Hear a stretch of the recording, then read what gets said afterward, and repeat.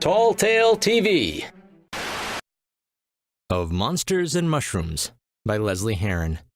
Chapter 25, Inosibe. Let go of me! Errik clawed uselessly at Brig's massive arms, squirming to break free. I can't do that. Brig bit down on his resolve and wrapped his arms tighter around the doctor. Errik watched helplessly as the exit to the vortex sped towards them. He tried once more to squeeze free, but it was no use. The giant merc's grip was vice-like, and he'd lost too much blood to put up a good fight. Exiting a gateway is never predictable. Was he going to be launched like a rocket, gently set down, or just thrown haphazardly into the next world? This made things difficult for Brig to anticipate, and he lost his footing as the portal shoved him out like an unwelcome house guest. In his attempts to avoid squashing Evan underfoot, the back of his vest snagged on one of the many thorned vines that encircled the vortex. He threw his hands out to catch himself, and in the process, flung Errik headlong into one of the thickets of mushroom trees that dotted the long-abandoned city park. I got you there, big guy!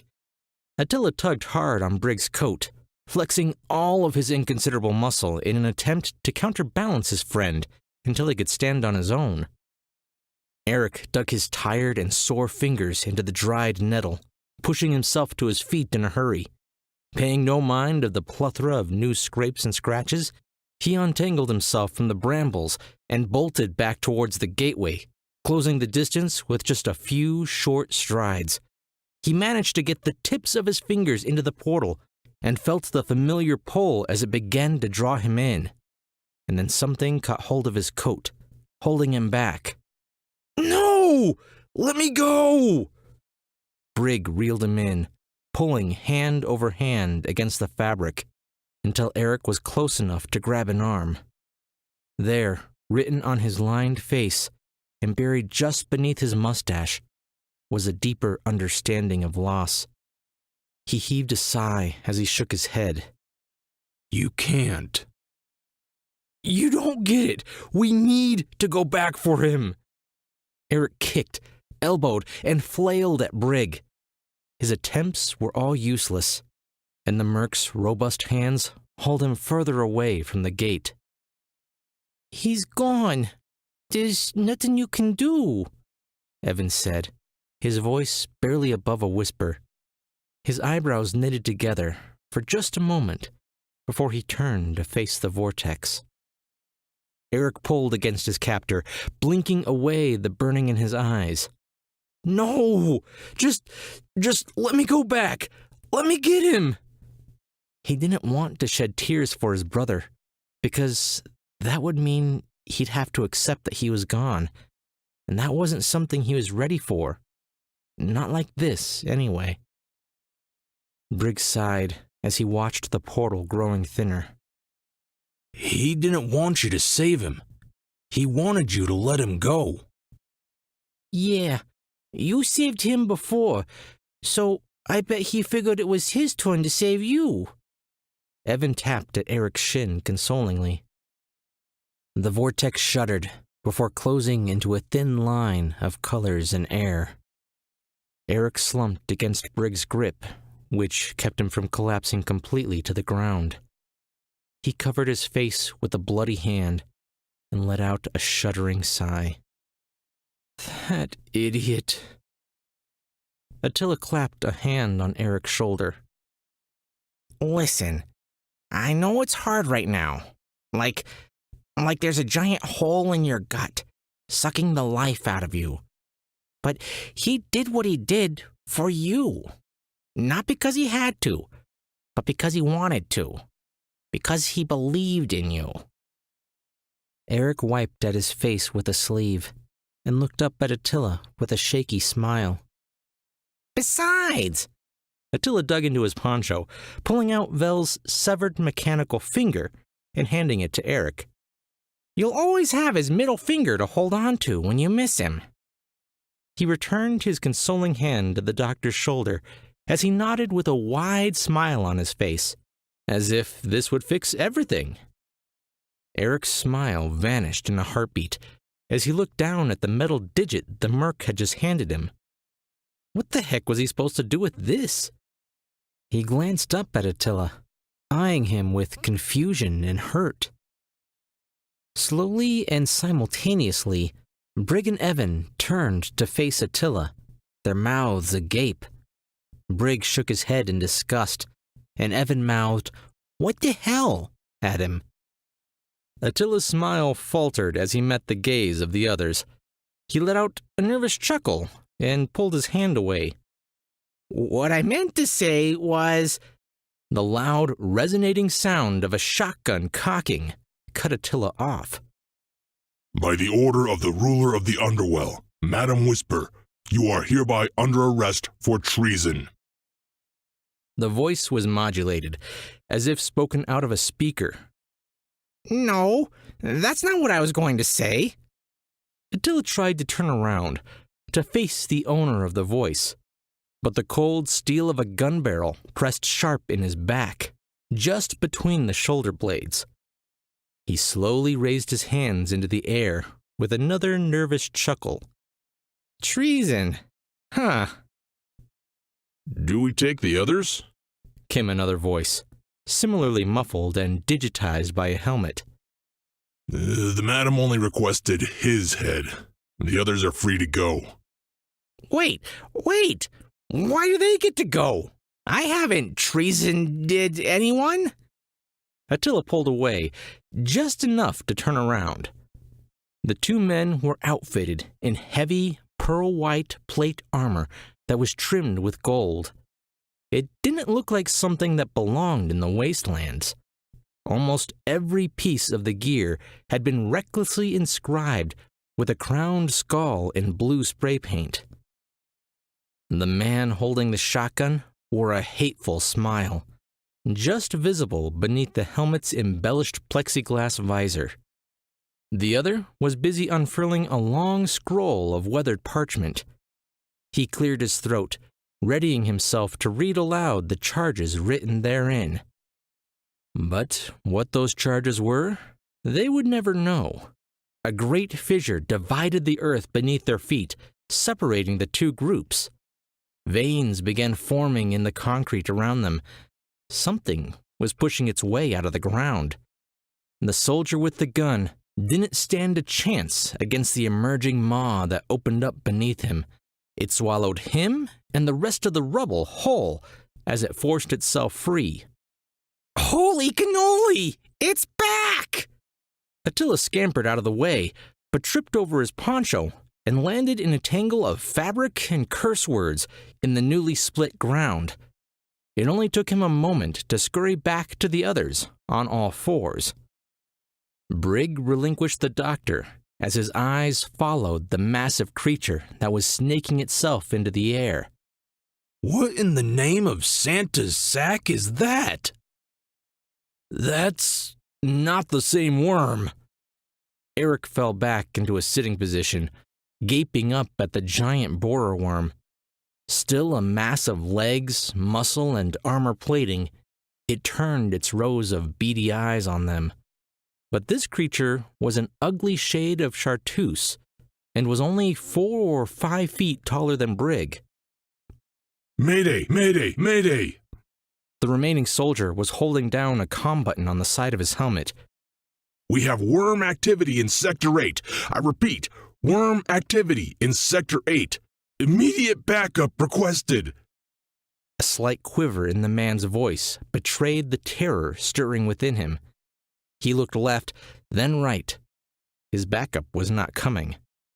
He took a steadying breath, brandished a pistol in one hand and a combat knife in the other, and charged headlong at the overgrown arthropod in a blaze of hot lead and cold steel. "Oi, pick up Emo Boy there and let's get out of here while they're both distracted."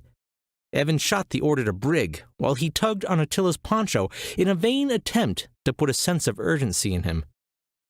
The worm writhed and twisted, trying to locate the source of the onslaught, but the soldier danced around it, stabbing and firing. It only took the man a few turns around the creature to get it nice and dizzy. The plan, however, did not go in his favor when the worm fell onto its side with a bone-rattling crash, right on top of the soldier. There was a sickening, squelching noise that told them the man was not likely to get back up. The worm opened its hard-billed mouth and let out an ear-piercing shriek. It was trying to upright itself. Its hard carapace and legs slapped uselessly against the ground with each attempt. Yup, Brig nodded. time to go. He dodged a chunk of dirty concrete and hauled Attila to his feet, spinning him in the direction of the fastest way out of the park. Safety was a gamble out in the crumbling wastes of the cityscape, but they stood a better chance of survival running between the narrow gaps in the alleyways than standing out in the open. Brig reached over and put a knowing hand on Errik's shoulder, indicating the direction Attila was running. You can't stay here. A crack like a clap of thunder ignited the air. It rattled the rusty park benches, shattered the windows in the buildings around the block, released a shockwave strong enough to topple several smaller mushroom trees, and grab the attention of the giant worm. Errik had to lunge out of the way as an old, rusted street lamp collapsed in a heap of jagged metal and wires right where he had been standing. He turned to find the source of the noise and felt his heart sink. The gateway, still a glowing thin line hovering in midair, was splintering like cracks on a frozen lake. Another boom, and thin webs of color radiated out to form a sheet that deformed into a bulge. And then a third clap of thunder rang out. The force of the portal shattering exploded the hedge of vines that surrounded it, and great visible lacerations tore through the air in all directions. The gate was now large enough for a small dog or an unseen to scramble through, and something large, began forcing its way into their realm. Errik scrambled to his feet. Go! Go! Now! He turned to see that the others had already abandoned him. He let out a noise of shock and hurt, and trotted down the alley after them.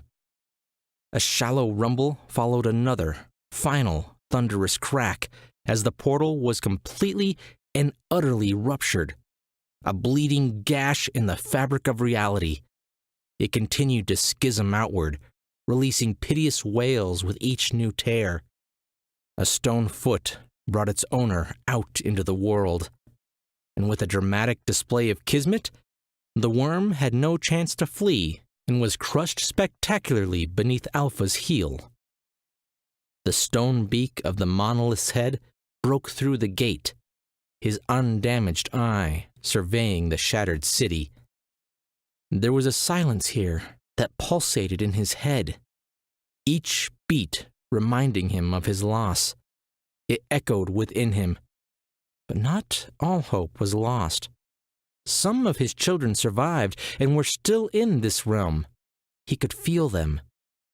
When this was all said and done, he thought, he'd go out and search for them. Evan zipped into an alley behind Errik, his little feet kicking up dust as he skidded to a stop. I thought you said he was trapped! Errik peered around the corner, eyes wide as he watched Alpha emerging into their world. He is. He was. Then how the hell is he here? Errik shook his head, throwing his hands up.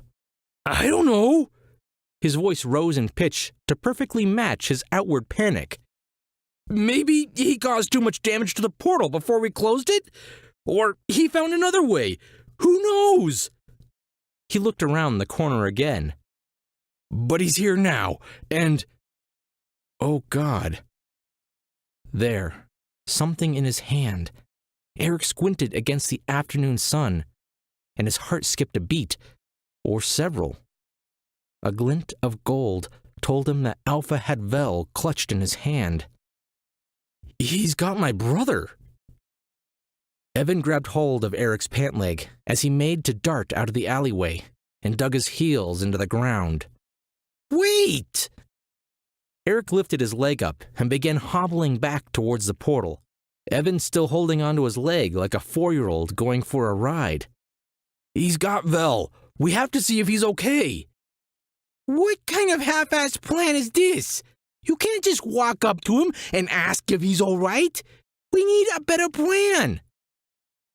It wasn't the argument that caused Errik some hesitation, but the rumbling beneath his feet. For a brief moment, he thought it was just Alpha and his thunderous stomping around. But after a minute, he realized it was something else entirely. Something that was far too distant, and, not to mention, coming from entirely the wrong direction. The frequency and intensity of the tremors indicated multiple sources, and they were getting closer, fast. Oh, crap. Evan let go, looking up and down the street with a cold panic. What is that? I don't know, but I think maybe the worms are attracted to vibrations? Maybe the matriarch, the queen worm, calls them in with something similar? Errik gave a heavy shrug. Are you just making this up? Evan looked up at him, his brow furrowed in confusion. Yeah, pretty much. Errik nodded a little. At this point, his guess was as good as anyone's. Up until a few weeks ago, he, like so many others, had presumed the creatures dead and never bothered to study up on them. Alpha caught a flash of movement to his side and spun. There, the one responsible for the genocide of his race.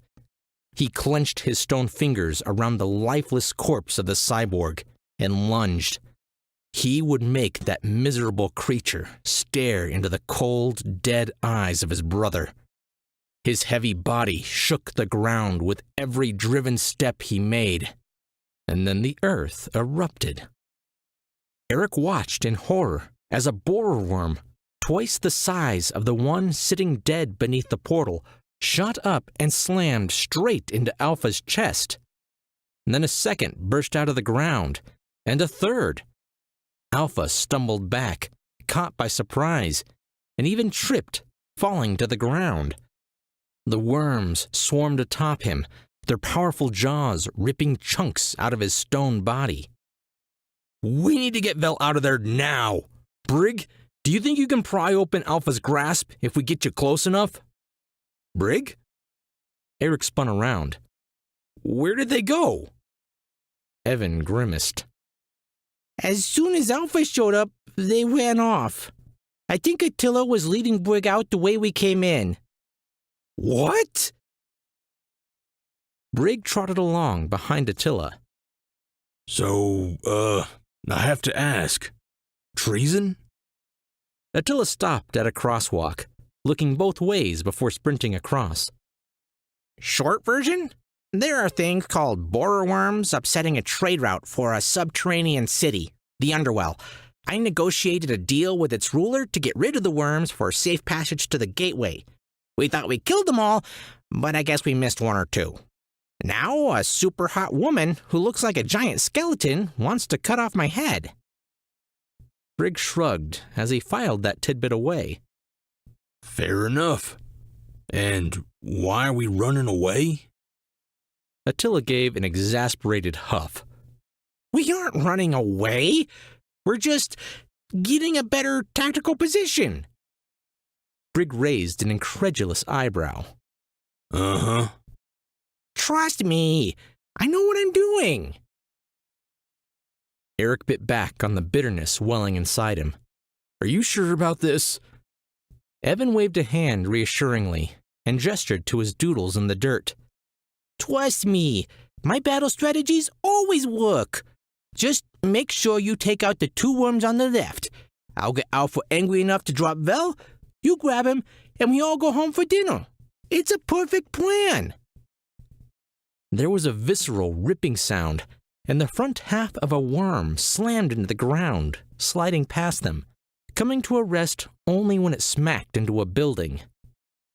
Evan tapped his chin, You know, maybe we should rethink this. Errik shook his head. No time. Look, you've been a great friend, but I can't ask you to help me with this. Go home. I'll figure this out. Somehow. Errik gave Evan a sad smile, and then turned and started running straight for a small group of mushroom trees at the edge of the park. Worthless creatures! Alpha shot, slamming another worm into the ground as he forced himself to his feet. The more he moved, the more they were attracted to him. He ripped one off his back, clenching a giant hand around its neck. It writhed and squirmed, screeching out with feeble effort as its airway was clenched shut. Another wrapped itself around his leg, and another around his neck.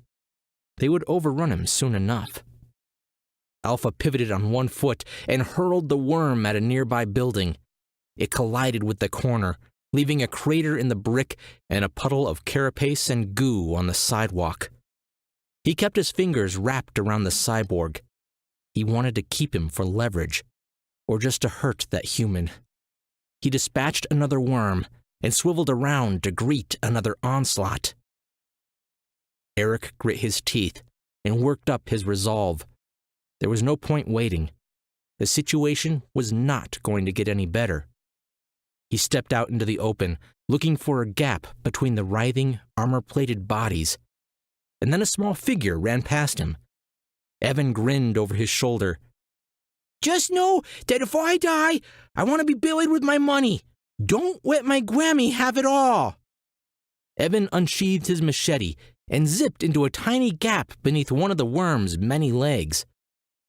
Dirt showered them as wave after wave of armored worms tore out of the ground.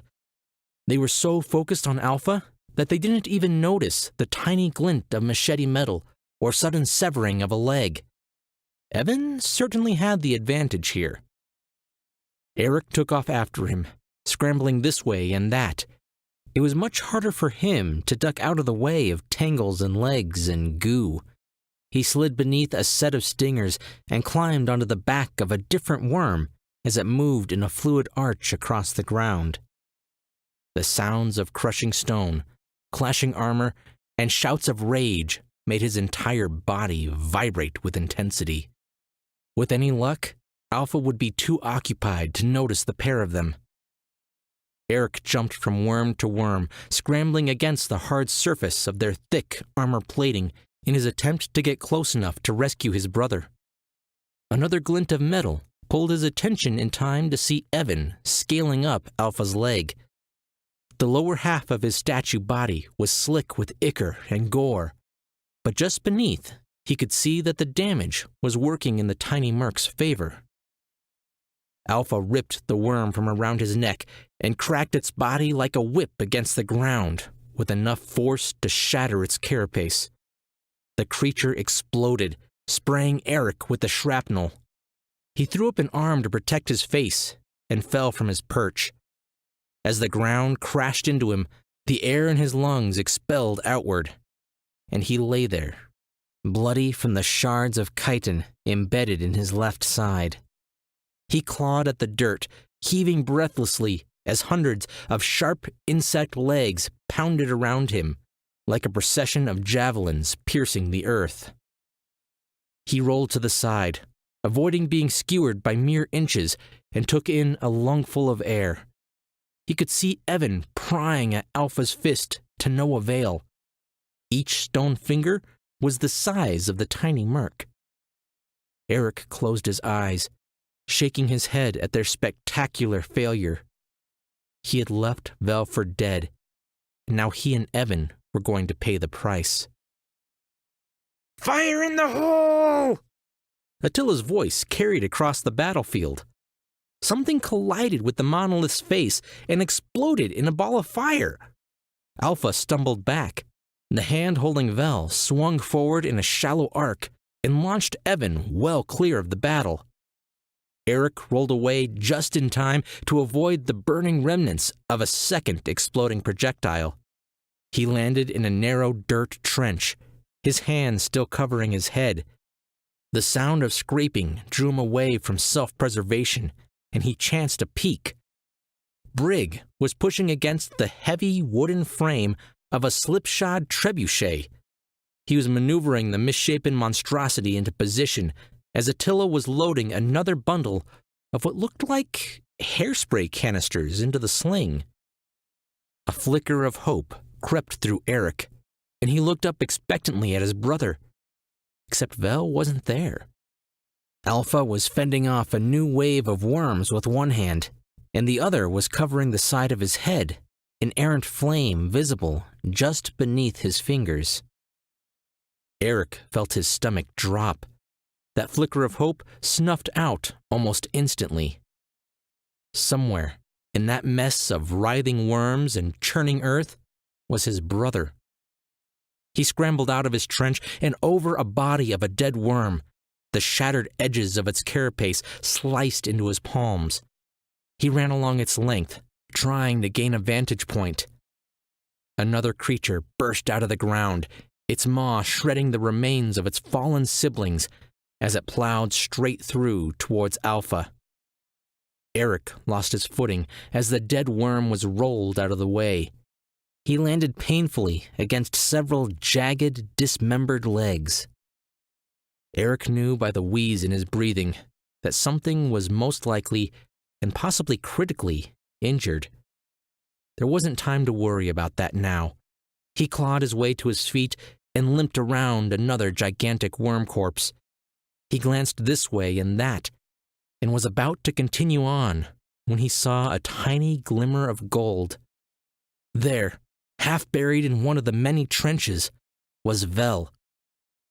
Attila let out a maniacal cackle as he loaded a dart-filled, flaming basketball into the sling of the trebuchet. Suck on this, you overgrown garden gnome! Errik threw himself to the ground, skidding alongside the corpse of another worm. He dodged molten fragments of metal and rubber in his scramble to get to his brother. He grabbed at his shoulders, tugging against the fabric of his shirt in a struggle to unbury him. Vel had been spared from the crushing weight of the worm's body by the trench, but only just. Amidst the rain of shrapnel and fire, Errik frantically dragged his brother's limp body from the loose dirt and out onto solid ground. He wiped the sweat from his brow and fought to contain the panic within him. He reached down, pressing his fingers against Vel's wrist. Please be a pulse. Chaos continued to explode around him. Alpha was shouting obscenities at Attila, who was responding back in kind with different explosives. All the while, more and more worms emerged from the ground, their screeching heralding their coming. Yet, through all this pandemonium, Errik sat oblivious to it all. The world had gone silent, still. He felt himself die inside. Tears were streaming down his filth-stained face as his shaky hand pulled away.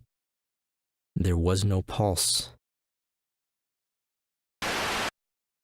Of Monsters and Mushrooms, an ongoing series by Lesley Herron, is a crossover fanfiction mixing her own characters and settings with a few of those created by author J.D. Wiley.